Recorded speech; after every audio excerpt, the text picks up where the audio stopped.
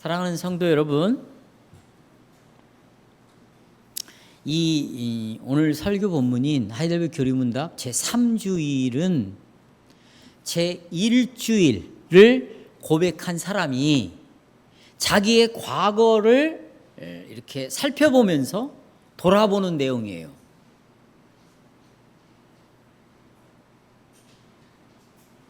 이해하시죠?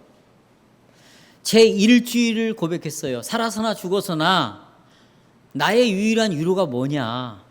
살아서나 죽어서나 나는 내 것이 아니요 내 몸도 영혼도 우리의 신실하신 구주 예수 그리스도의 것입니다를 고백한 사람이 자기의 과거를 돌아보면서 살펴보는 내용이 오늘 3주일의 내용이라 그 말이에요. 제3주일에서 죄인이었는데 신자가 되었습니다. 그 신자가 자기의 과거를 세 가지로 고백을 하고 있습니다. 첫째는 뭐냐? 육문답에 나는 전에 완전하게 창조되었고 하나님의 형상대로 의롭고 거룩하고 선하게 지어졌다. 과거를 돌아보니까 첫째가 그렇습니다. 둘째, 그런데 낙원에서 타락을 함으로 말미암아 나의 완전함이 훼손되었다는 것이죠. 이게 두 번째입니다. 세 번째, 나는 그래서 완전함이 형상이 깨짐으로 말미암아 전적으로 부패하게 되었다. 완전히 타락하게 되었다. 전적으로 부패하게 되었다. 이것이 제 8문답입니다. 그러니까 성도 여러분, 제 3주일은 완전한 창조에서부터 시작을 해서 타락까지 완전한 부패까지의 과정을 6, 7, 8 세 문답을 통해서 세 가지로 우리에게 고백하고 있습니다. 저는 오늘 제 3주일에서 고백된 세 가지 중에 하나님이 우리를 완전하게 창조했다. 두 번째, 낙원의 타락으로 그 완전함이 깨졌다. 세 번째, 나는 전적으로 부패하게 되었다. 이 세 가지 중에 나는 인간은 완전하게 부패하게 되었다. 이것에만 초점을 오늘 맞춰서 설교를 하려고 해요. 왜냐하면 왜 세 가지를 제가 맞추게 되었냐면 왜 첫 번째, 두 번째 지난 교리문답 때는 제가 첫 번째, 두 번째를 자세하게 설명을 했어요. 물론 세 번째 설교했지만 그때는 세 번째를 이렇게 강조하지 않았습니다. 네, 오늘 이제 또 다시 반복해서 설교를 하는 과정에서 왜 이 8문답에 초점을 맞춰 인간의 전적인 부패에 왜 초점을 맞추느냐 하면은 우리가 본성상 다 악으로 치우쳐져 있기 때문이에요. 치우쳐져 있어요. 우리는요, 내 지난주에도 말씀드렸지만 10가지 계명을 어느 정도 다 지켰다고 생각하고 여기 앉아 있는 거예요. 제가 형길이 형제에게 요셉의 형들이 있었다. 요셉의 형들이. 근데 이 요셉의 형들이 노예 상인들에게 자기 동생 요셉을 노예로 팔아버렸다. 당신도 형길이 형제도 이런 생각을 갖고 있는가? 그러면 100% 나는 노예를 판 적도 없고 그런 생각조차 해보지 않았습니다. 여러분도 다 그렇게 대답할 사람들이에요. 또 두 번째, 암논이라는 놈이 요셉의 야곱의 딸이 있어요. 딸, 여러분이 아는 다말이죠. 다말을 강간해 버렸어요. 다말을. 그러면 이렇게 우리 모두는 이런 죄를 지어본 적이 없고 생각도 해본 적이 없다고 다 말할 것이에요. 그래서 8번째 문답, 인간이 얼마나 부패되고 타락했는가에 초점을 맞춰서 설교를 해야 되겠다고 결심을 한 겁니다. 성경에서 나오는 신자들의 많은 죄악들이 나오는데 나는 그런 성경에 나오는 인물들처럼 그렇게 죄를 지어본 적이 없다. 이렇게 말하는 사람도 많습니다. 또 우리 주변에 죄를 범하는 신자들을 보면서 나는 그런 죄는 짓지 않았다. 이렇게 생각을 할 거예요. 그래서 제가 오늘 새샘교회를 광고하면서 그 교회와 우리 교회는 다르지 않다고 말한 이유는 제가 이런 신앙 고백을 가지고 있기 때문이에요. 우리 교회는 실제로 그런 일은 일어나지 않고 있습니다. 그러나 본성적으로 그 교회의 성도들과 우리 교회의 성도는 같다는 거예요. 모두 악에 치우쳐져 있다는 거죠. 그러나 여러분, 나는 오늘 오후에 이 시간에 우리 자신을 좀 올바르게 평가하기를 바랍니다. 이유가 두 가지가 있어요. 두 가지. 첫째 이유는 우리가 요셉의 형들이 그런 일을 행한 것처럼 나는 그렇게 행하지 않았다라고 생각을 하고 있는 한, 암논처럼 다말을 강간하지 않았다라고 생각하는 한, 예수 그리스도 안에서 주시는 위로를 우리는 절대로 경험할 수 없어요. 경험할 수 없습니다. 만약에 나는 이런 정도의 죄를 지어본 적이 없다고 생각을 한다면 이 사람은 그리스도의 구원을 정말 상식적으로 알고 있는 것입니다. 만약에 이런 사람이 구원파에 가잖아요. 구원파는 대번에 너 구원받지 못했다고 100% 이야기를 합니다. 우리는 하나님의 약속을 믿고 있기 때문에 그것이 덜 깨달아지고 덜 믿어지고 덜 경험되어져도 나중에 하나님이 그런 은혜를 주실 거라고 생각하니까 우리는 그런 말을, 극단적인 말을 하지 않는 것이지, 나는 요셉을 팔듯이 팔지 않았고 나는 그런 강간하지 않았다고 하는 한 이 위로는 우리 안에 없이 살아간다는 얘기예요.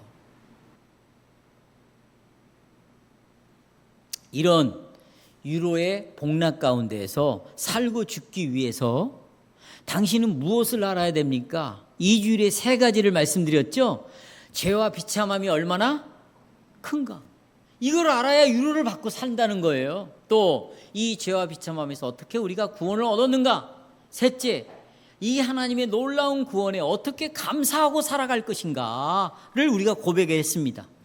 우리가 이런 고백대로라면 우리는 이 땅에 살고 있는 어떤 성도들보다도, 또 옛날에 우리의 신앙의 조상들이 범죄하는 그 범죄보다도 내가 더 의롭다, 난 더 낫다, 이렇게 말할 수 없는 것이에요.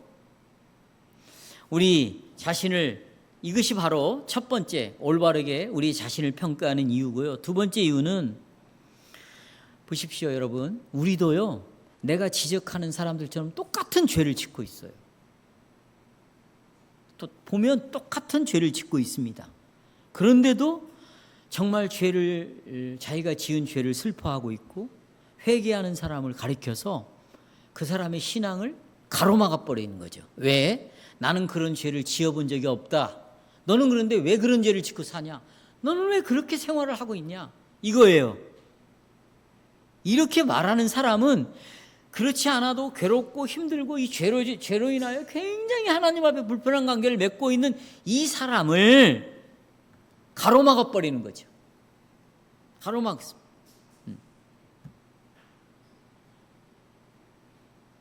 한마디로 우리의 영적 교만함 때문에 그런 죄를 슬퍼하고 힘들어하는 사람과 영적인 교제를 단절시키는 행동을 우리가 해버립니다. 그런 사람하고는 교제하지 않으려고 그러고 정죄해버리고, 그럼 그 성도와의 교제가 이루어지지 않겠죠. 그래서 나는 정말 우리가 이런 위로를 받는 복을 가지고, 위로의 복을 가지고 살고 죽기 위해서 뭐가 필요한가? 또 우리의 신앙의 성장을 위해서 제 8문답에서 정말 우리는 항상 악에 기울어져 있고 어떤 선도 행할 수 없는 존재다, 여기에 초점을 맞춰서 설교를 하려고 합니다. 저는 다음과 같은 주제로 설교를 요약하겠습니다. 구속받은 신자는 계속되는 타락을 고백해야 돼요. 나는 계속해서 타락 가운데 있다, 이걸 고백을 해야 됩니다. 첫째, 과거에 나의 타락을 좀 생각해 보라는 거죠. 둘째, 현재 나의 타락을 생각해 보라는 거예요. 첫째, 과거에 나의 타락이 얼마나 심각하였는가 하는 것입니다.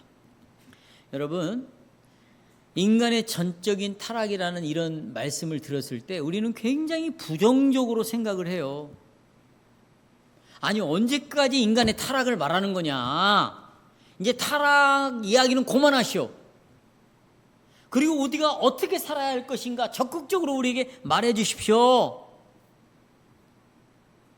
이런 생각을 갖는 거예요. 그러니까 누가 자신이 전적으로 타락했다는 생각을 하고 싶겠습니까? 하지만 백안교회 성도 여러분, 제3주일에서 우리는 타락으로 말미암아 어떤 선도 행할 수 없다, 우리는 항상 악에 치우쳐져 있다 라고 말하는 이 고백은 부정적인 말이 아니에요.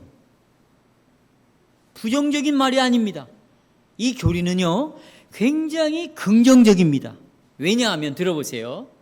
3주일의 팔문답을 고백하는 신자는 그 전에 앞서서 살아서나 죽어서나 나의 몸과 영혼이 나의 신실하신 구주 예수의 것입니다 라고 이미 앞에서 고백한 사람이에요.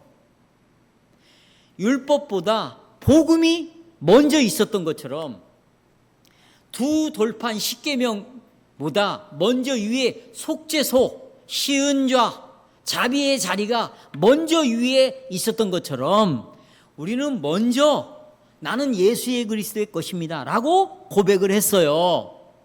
이렇게 고백한 신자가 자기의 과거를 보면서 내가 얼마나 죄로 인하여 타락한 존재였는가 성경에 쓰여진 그 내용으로 돌아가는 거죠. 이게 부정적인 내용이 아닙니다. 따라서 우리는 전적인 타락을 믿음으로 고백하고 겸손하게 생활을 해야 되겠죠. 우리를 구원하신 그 똑같은 하나님이 인간은 전적으로 타락했다고 성경에다가 기록을 해놓으셨기 때문에 우리는 그 성경의 근거에서 내 죄와 비참함이 얼마나 비참한가를 날마다 깨달아야 하는 것이죠. 우리가 하나님께서 나를 구원하셨다, 이것도 복음이에요. 그러나 나를 죄와 비참한 가운데에서 구원하셨다는 것도 복음인 것이에요. 그렇기 때문에 우리가 이 복음에 합당하게 생활을 해야 된다면 구원받은 자로서, 은혜를 입은 자로서, 죄사함 받은 자로서 과거의 나의 삶을 돌아보면서 나의 죄로 말미암아 인간이 타락을 했고 얼마나 죄와 비참한 가운데 있는가를 날마다 돌아보는 것은 그것이 내가 위로를 받고 살아가는 지름길이라는 거예요. 왜 그것이 위로가 됩니까? 더 이상 나는 내 것이라고 주장을 못하겠죠. 왜? 내 죄와 비참함을 보면 나를 더 이상 신뢰할 수 없다고 판단하는 것이죠. 내가 내 것이라고 생각한다면 내 인생이 어떻게 될 것인가, 어떻게 멸망을 받을 것인가, 얼마나 비참함이 또 반복될 것인가를 알고 있기 때문에 더 이상 자기 것이라고 생각을 하지 않겠죠. 그러니까 과거를 돌아보면서 죄와 비참함이 얼마나 큰가를 계속 보는 거예요. 근데 오늘 팔문답에서는 어떤 선도 행할 수 없다는 것이에요. 악에 기울어져 있다는 것이에요.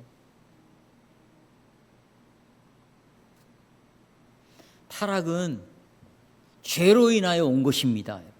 타락은 뭘로 왔어요? 죄로 인하였습니다.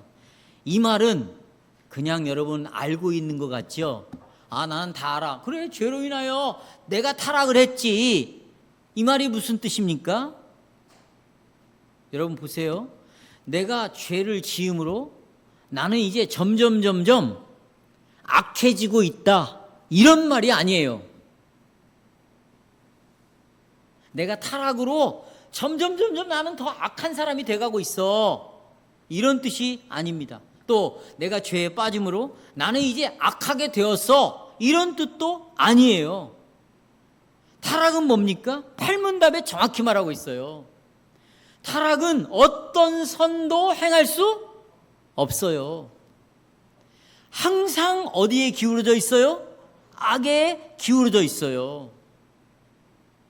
이 내용을 여러분, 이게 타락이라는 내용인데 이것을 창세기 6장 5절에서 그대로 말하고 있거든요. 한번 볼까요? 여기 6장 5절 찾았어요? 제가 보세요. 사람의 죄악이 세상에 가득함을 하나님이 봤다는 거예요. 여기 여러분, 이것은 눈을 좀 떠보시고, 노아 시대에 노아 이전에는요, 모든 사람들이 다 교인이었습니다. 노아 시대의 모든 사람들이 뭐였다고요? 교회예요, 교회.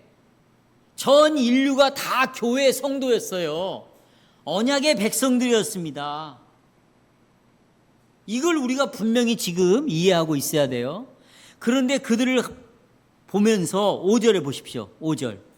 그 교인들이, 교회 성도들이 그의 마음으로 생각하는 모든 계획이 뭐라고 되어 있어요? 항상 악할 뿐이에요. 여러분 잘 보십시오. 하나님께서는 교인들 중에 여러분들이 교인인데 여러분의 마음의 일부가 잘못되었다고 말하지 않고 있어요. 여러분의 모든 계획이 악하다는 거예요. 모든 계획이 항상 악하다는 것입니다. 모든 교인들의 마음이 선한 적이 한 번도 없다는 거예요. 악할 뿐이고 항상 악하다는 것입니다. 이것은 타락한 언약 백성들을 이야기하고 있습니다. 홍수로 파멸당할 수밖에 없는 이 세상, 그 세상의, 그 당시의 세상은 교회를 가리키는 거예요, 교회를. 그런데 여러분, 지금 앉아있는 여러분들은 창세기 6장 5절에서 나오는 그들의 마음의 계획, 그리고 그들의 생각은 항상 악하다는 것을 여러분에게는 적용시키고 싶지 않은 거잖아요. 여러분들은 그렇게 악하다고 생각하지 않고 있잖아요.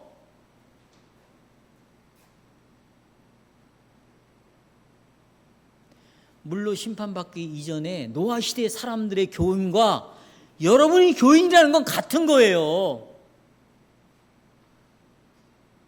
그러니까 이들의 타락한 모습과 여러분의 타락한 모습, 나의 모습은 똑같다는 거죠. 그러나요? 보십시오. 그러면 여러분 이제 보세요. 홍수 후에 노아에게 주신 하나님의 말씀은 어떨까요? 이제 홍수로 싹 쓸어버렸어요. 8 식구만 살아났어요. 그러면 이제 그들은 굉장히 선한 하나님의 뜻을 따라 살겠네요. 보십시오. 홍수 이후에 하나님 뭐라고? 창세기 8장 21절. 하나님께서 홍수 이후입니다. 사람의 마음에 계획하는 바가 뭐라고 되어 있어요? 어려서부터 악하다. 1차적으로 이 말씀은 누구에게 한 말씀이에요? 타락한 언약 백성들에게 하는 말씀이에요? 아니죠. 이미 홍수로 멸망을 한 후에 하신 말씀이에요. 그렇다면 누구에게 하신 말씀이에요?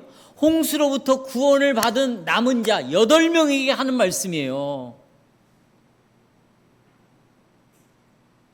새로 교회를 세울 사람들을 향하여서 그들의 마음에 계획하는 바가 어려서부터 악하다는 거예요.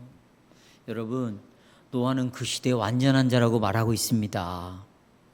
또 노아의 가족들은 믿음으로 방주를 만들었다고 말하고 있습니다. 그런데 그 심판에서 구원을 받은 그들에게 하나님이 뭐라고 반복해서 말씀하시냐면 네 마음에 계획하는 바가 어려서부터 악하다고 말씀하시에요. 또 보십시오. 예레미야가 성도들에게 하는 말씀이에요. 성도들에게. 이 세상 사람들이 아닙니다. 자, 예레미야 17장 9절 보세요. 만물보다 거짓되고 심히 부패한 것은 인간의 마음이다. 이때도 역시 언약 백성들을 향하여 하는 말씀이에요. 또 요한복음 3장 19절도 똑같아요. 사람들이 빛보다 어둠을 더 사랑했다는 것입니다. 왜냐하면 자기 행위가 악하기 때문이라고 말하고 있어요. 이 사람들도 불신자들이 아닙니다. 교회를 다니는 교인들이에요. 이런 하나님의 말씀을 따라서 생각을 해보면 교회는 인간의 마음이 정말로 악으로 기울어져 있는 성향에 대해서 하나님의 말씀에서 분명히 말하고 있고, 이것을 돌트 신경에서도 말하고 있습니다. 한번 보십시다. 돌트 신경 3, 4조 1장을 보겠어요. 자, 낙원에서 반역의 결과로서 사람은 사단의 꾀임과 자기 자유의지로 인하여 하나님께 반역하여 스스로 이 탁월한 은사들을 상실하고 대신 스스로 그 지성의 흑암, 지독한 흑암, 허탄함과 왜곡된 판단이 초래한 바 그의 의지, 마음은 사악하고 패역하고 완고하게 되었다. 그의 모든 감정은 어떻게 되었다? 불순하게 되었다고 고백을 하고 있어요.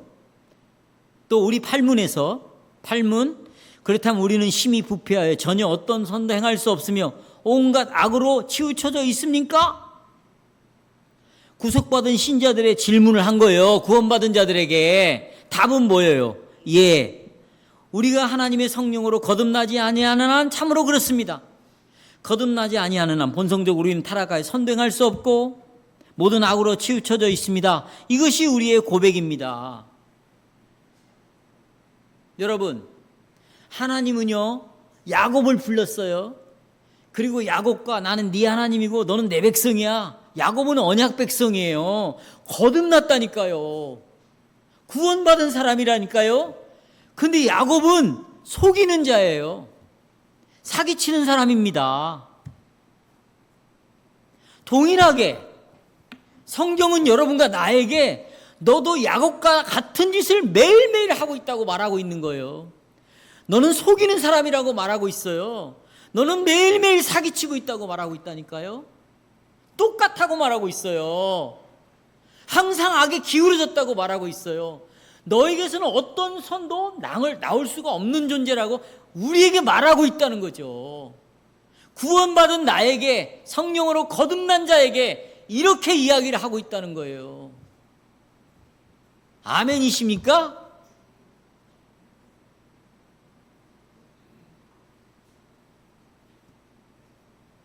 하나님께서 야곱의 아들들이 요셉을 노예로 판 사건을 통해서 나와 여러분에게 하나님은 그렇게 말씀하신, 너는 그보다 더 악한 짓도 행할 수 있고 이 야곱의 아들과 같은 짓을 행하려고 하는 마음이 너희 안에 있다는 거예요. 네 안에 지금도.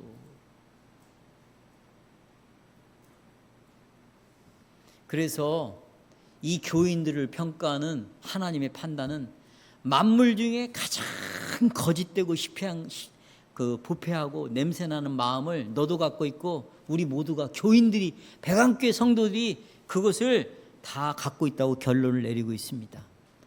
하나님께서는 다윗이 그의 아내의 그 이웃의 아내를 간음하고 또 그녀의 남편을 죽이고도 아무렇지도 않게 행동한 것을 통해서 너희도 다윗과 같은 짓을 행하려는 마음을 갖고 있다고 하나님 우리에게 말씀하고 있어요.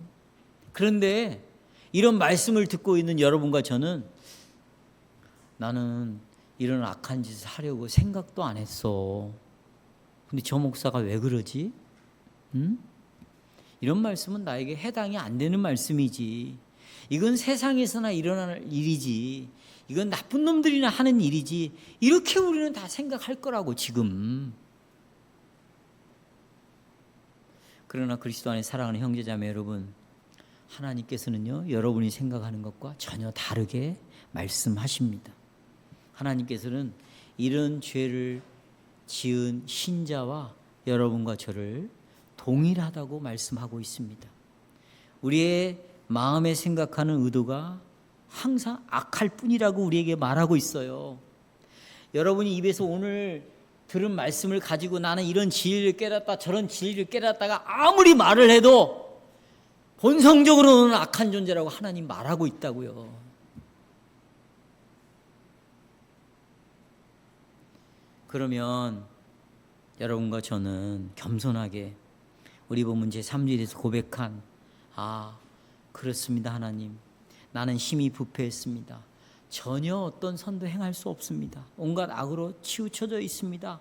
인정할 수밖에 없죠. 사랑하는 형제자매 여러분, 여러분 자신을 한번 살펴보십시오. 그리고 사방의 교회를 한번 둘러보십시오. 얼마나 악하고 못된 성도들이 많습니까? 이것이 우리의 현실이에요. 그러나 그 모습이 나라는 거죠. 그래서 도르트 신경 3, 4장 3항에서 이렇게 말합니다. 보시겠습니다.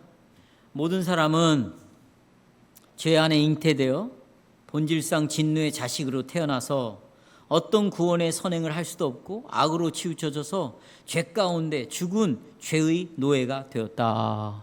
이렇게 우리를 말하고 있고 23주일에서 비록 내가 하나님의 모든 계명을 어기는 심각한 죄를 범했고 그 계명 중에 어느 것도 지키지 않았으며 여전히 모든 악으로 향한 성향이 있다고 내 양심이 나를 고소하고 있어요.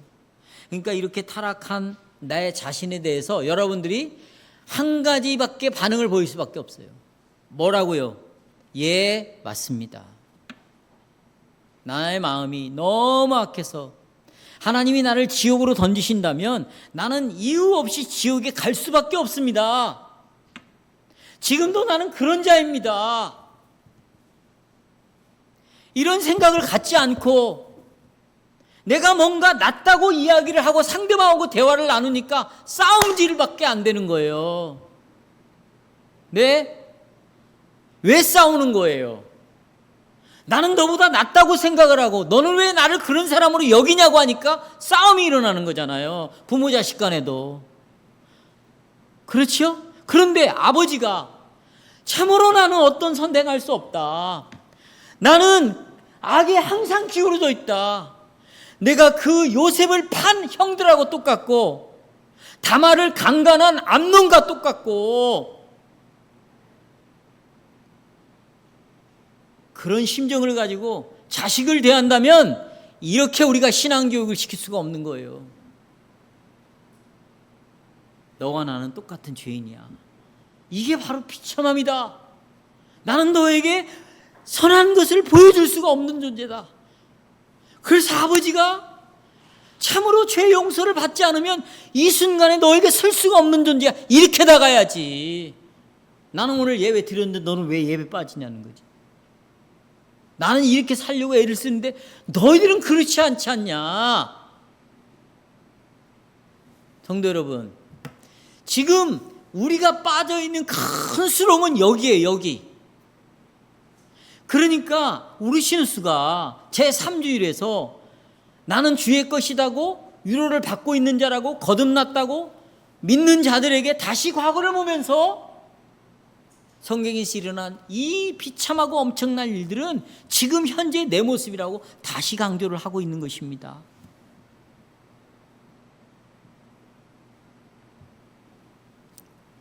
바로 이런 우리들에게 하나님께서는, 이제 여기서부터 중요합니다. 이런 우리들에게 하나님께서는, 성도 여러분, 자비를 베푸셨습니다. 이런 자에게 아들을 보내셨습니다. 지옥에 던져넣지를 않으셨습니다.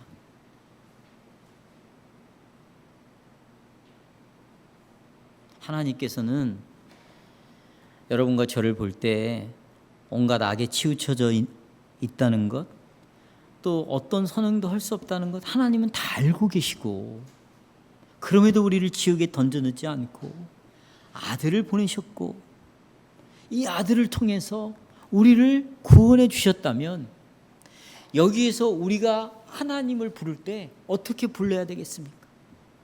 여기서 어떻게 감사가 나오지 않을 수 있겠습니까? 찬송이 어떻게 나오지 않을 수 있겠습니까? 어떻게 감사의 기도를 드리지 않을 수 있겠어요? 어떻게 노래를 부르지 않을 수 있겠어요? 그래서 성경은 서로 자비를 베풀라는 거예요. 서로 관용을 베풀라는 거예요. 서로 죄를 용서하라는 거예요. 서로 짐을 지라는 거예요.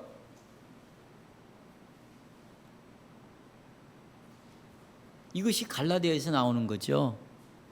자, 그 다음에 두 번째, 이제 현재 타락의 모습을 한번 봅시다. 현재 내 삶이 얼마나 타락한지. 저는 지금 3주일 팔문답 인간의 전적 타락을 말씀드리고 있는데 보십시오. 왜냐하면 왜 제가 이 말씀을 드리냐면 오늘날 전적인 인간의 부패와 타락을 부인하는 성도들이 너무 많아요. 어떻게 많은지 보십시오. 구원받을 때 나는 내가 이렇게 전적으로 타락한 것을 믿었다. 그리고 나는 예수를 믿었어. 그렇다면 믿은 후에는, 믿고 난 다음에는 더 이상 전적 타락을 이제는 논하지 말라는 것이에요. 왜? 나는 거기서 구원받았지 않았느냐. 나는 그 다음 단계에 있지 않냐. 전적 타락, 죄와 비참함이 얼마나 큰가는 구원받기 전의 모습인데 내가 구원을 받았으니까 이제 죄와 비참함이 얼마나 큰가는 나에게는 해당이 안 된다는 것이에요. 그러니까 이런 말을 하면 기분 나빠하는 거예요. 나는 그 다음 단계에 있다는 거죠. 이런 성도들이 너무 많습니다. 또 전적 타락을 부인하는 신학자들이 너무 많아요. 그런 교회들이 너무나 많이 있어요. 그래서 인간의 전적 타락을 부인하고 이 전적 타락을 도전하는 무리들이 너무나 많기 때문에 제가 세 가지 중에 세 번째 초점을 맞춰야 되겠다고 마음 먹고 이 설교를 하는 것이에요. 제 8문답에서 이렇게 말하고 있습니다. 답을 보시면 하나님의 성령으로 거듭나지 않는 한 우리는 온갖 악으로 치우쳐져 있다. 이렇게 말하고 있어요. 하나님은 좋아요. 우리가 온갖 악에 치우쳐져 있어요. 인간의 본성이 타락해 있습니다. 그런데 이 말로 끝내지 않아요. 이 타락으로부터 그럼 어떻게 구원을 얻을 수 있는가? 너무나 부패해서 어떤 선도 행할 수 없고 우리는 악에 치우쳐지는데 그럼 우리는 여기서 끝나는 건가? 하나님은 어떤 길을 마련해 오셨는가? 그것이 거듭남이라는 것입니다. 그것이 뭐예요? 거듭남. 이 거듭남을 돌트신경 셋째 넷째 11항을 보십시오.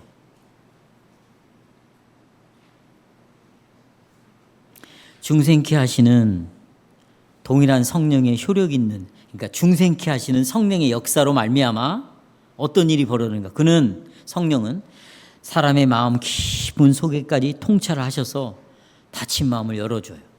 굳은 마음을 부드럽게 해요. 할례받지 아니한 마음을 할례를 줘요. 그의 의지에 새로운 자질을 주입시켜 죽은 자의 죽은 의지를 살려내요. 악한 것을 선하게 바꿔요. 억지로를 기꺼이 하는 마음으로, 완고함을 순종하는 마음으로 만드셔요. 이게 성령의 능력이라는 거예요. 우리의 인간의 본성은 하나님께 반영했잖아요, 여러분. 우리는 하나님의 뜻을 행하지도 않고 하나님의 뜻을 행할 수도 없고 또 하나님의 뜻을 행할 마음도 없었습니다. 본성적으로 바로 이런 모습이 여러분의 마음이고 저의 마음이었습니다. 우리의 마음이 온갖 악으로 치우쳐져 있고 그 결과로 우리의 마음이 죄를 향하고 하나님을 거부하고 하고 살았는데 성령이 우리의 마음을 거듭나게 했어요.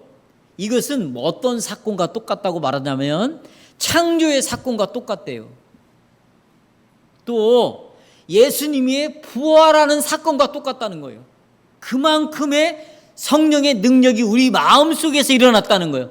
자, 보세요. 빛이 있으라 하니까 빛이 있었잖아요. 그런 능력만큼이나 죽어있는 내 마음, 강팍한 내 마음, 어떤 선도 행할 수 없는 내 마음, 완전히 악에 기울어져 있는 내 마음을 이제는 선을 행할 수 있는 마음으로 바꿔놨다는 거예요. 이게 창조의 사건과 맞먹는다는 거예요. 예수님이 부활한 사건과 맞먹는다는 거예요. 이걸 우리가 믿어야 된다는 거죠. 그런데 어떤 성도들은 이렇게 말해요. 자기가 예수를 믿는다고 말해요. 그런데 실제적으로는 예수를 부인하는 말을 하는 거예요. 나는 원래 그런 사람이야. 나는 원래 선을 행할 수 없는 사람이야. 나는 원래 악한 사람이야. 나는 율법을 지킬 수 없는 사람이야. 그러니 난 이렇게 살 수가 없어. 이 말을 내 앞에서 반복해서 하는 거야. 반복해서.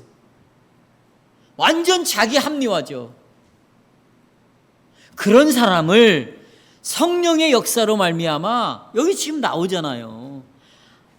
악한 것은 선하게, 억지는 기꺼이 할 수 있도록, 죽은 의지는 살려냈다. 완고한 마음을 순종하는 마음으로 바꿔줬다. 이걸 믿어야지 지금 현재. 그렇죠?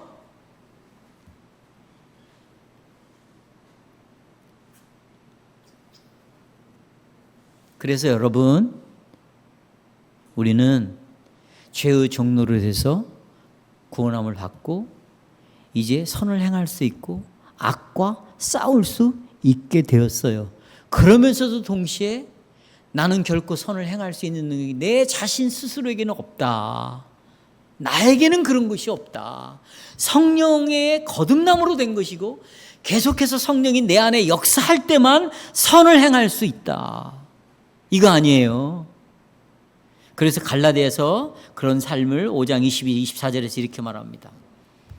성령의 열매는 사랑과 희락과 화평과 오래 참음과 자비와 양성과 충성과 온유와 절제니 그리스도 예수의 사람들은 육체와 함께 그의 정과 욕심을 십자가 위에 못 박았다. 그러니 나는 원래 이런 사람입니다. 이렇게 말하면 안 되죠. 나는 그렇게 할 수 없으니까 직장에서 나는 계속 충돌이 일어날 수밖에 없는 사람입니다. 이렇게 말하면 안 되죠. 나는 이런 사람이니까 학교 생활을 이렇게 할 수밖에 없습니다. 이렇게 말하면 안 되죠.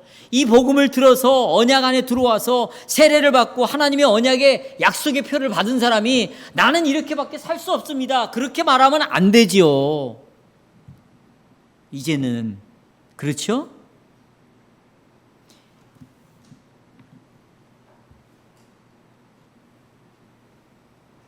그렇다고 성도 여러분, 그러면 이제부터 성령으로 거듭났으니까 나는 죄를 지을 가능성이 전혀 없는 사람이다. 이제는 죄를 짓지 않고 산다. 이런 의미입니까? 명백합니다. 그런 건 아닙니다. 함도, 노아도, 모세도, 다윗도 성령에 의해서 중생한 사람입니다. 그런데 23주일에 보면 중생한 사람도 여전히 악에 치우쳐져 있다고 고백을 합니다. 중생한 사람도요, 44주일에 가면 가장 거룩한 자라도 순종의 작은 시작만 할 뿐이라고 말하고 있어요. 돌투신경 5번째 교리 사항을 보시겠습니다. 한번 보세요. 우리에게 정말 의미 있는 고백을 하고 있습니다. 하나님께서 참된 신자들을 은혜 안에 견고하게 하시고 보존하시는 그 능력이 아주 커서 육신에 의하여 우리가 그렇게 따라서 살 수 없다 할지라도, 죄를 짓고 내가 죄와 싸운다라고 말할지라도, 그런데도 회심한 자들은 항상 하나님의 의해 인도를 받고 감동을 받는 것은 아니라, 어떤 특별한 행위들에서 자기 자신들의 잘못으로 말미암아 은혜의 인도로부터 벗어난다는 거죠. 은혜에서 벗어나 육신의 정욕에 의해 미혹을 받아요. 육신의 정욕에 굴복을 당해요. 그래서 성경이 기술된 다윗, 베드로, 그 외에 다른 성도들의 통탄할 타락은 바로 이런 사실을 증명하고 있다. 그렇습니다. 사랑하는 형제자매 여러분. 그렇다면 우리는 우리의 마음과 생활에서 성령이 이런 나를 중생케 했구나. 그래서 나를 이런 사람으로 변화시켜 놨구나. 감사해야죠.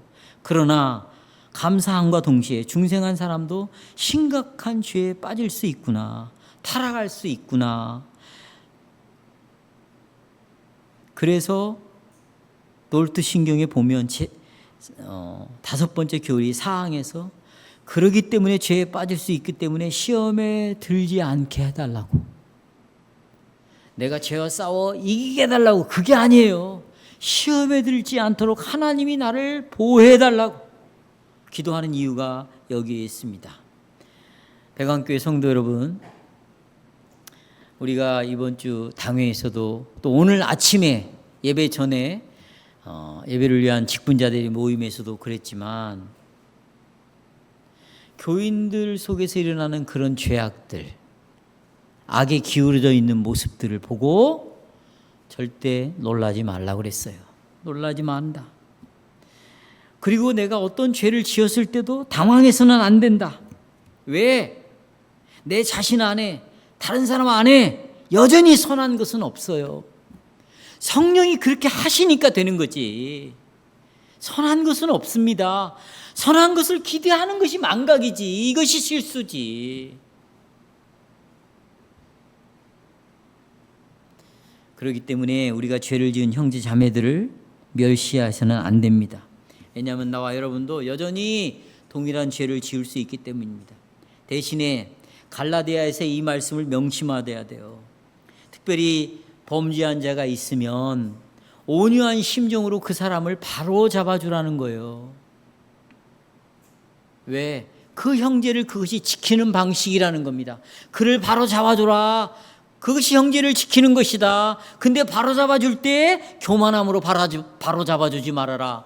너는 이 사람보다 낫다고 생각하고 너는 더욱더 선을 행하는 사람이라고 생각하고 바로 잡아서는 안 된다. 정말로 너도 동일하게 악에 치우쳐져 있고 어떤 선도 행할 수 없는 완전히 타락했는데 성령이 은혜로 거듭나게 했다는 이 겸손한 마음을 가지고 그런 심령으로 그들을 바로 잡아줘라. 그래야 성도의 교제가 이루어질 수 있다는 것이에요. 여러분, 성도의 교제 속에서 1만 달란트 내가 갚을 수 없는 죄의 빚을 지었는데 하나님이 값없이 은혜로 용서해 줬습니다. 이 용서를 받은 사람은 용서가 흘러가야 되겠죠. 근데 싸운단 말이에요. 가서 하나가 되지를 않는다는 거예요. 왜? 내가 뭘 잘못했는데 이거잖아요. 제가 그 교회 당회를 하면서 뭘 알게 됐냐면 우리가 뭘 잘못했다는 거예요. 또 이분들도 상대편도 우리가 뭘 잘못했다는 거예요. 그러니까 둘 다 이미 성경에서 벗어난 생각을 갖고 있는 거고 신앙 고백적 교제를 하고 있지 않는 거예요. 그런데 우리 가정에서도 우리가 늘 이럴 수 있다. 이런 거에 놀라지 말아라. 왜? 그게 악한 성향이니까. 그러니까 정말 성도의 교제 속에서 피차 이런 죄인인데 용서받았다. 이것을 서로가 보게 해 주십시오. 죄가 용서된 사람입니다. 당신도 은혜를 입어야 용서받을 수 있습니다. 이래야 정말로 우리가 성도의 교제가 이루어질 수 있습니다. 말씀을 맺겠습니다. 성도 여러분, 이런 육신과의 싸움, 죄와의 싸움은 우리가 이 세상을 사는 동안 절대로 끝나지 않습니다. 주께서 다시 이 땅에 재림하실 때 우리는 그때서야 비로소 완전하게 변화가 되고 또 영원롭게 될 것입니다.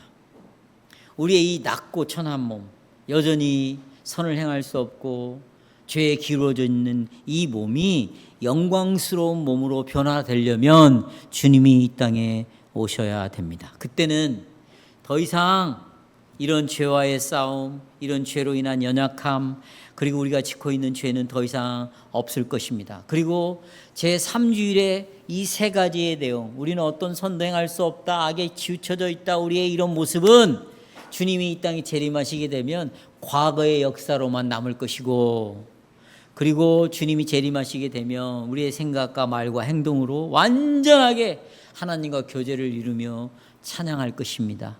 그러니 아멘. 주 예수여 어서 오시옵소서. 주님의 재림을 소망합시다. 네.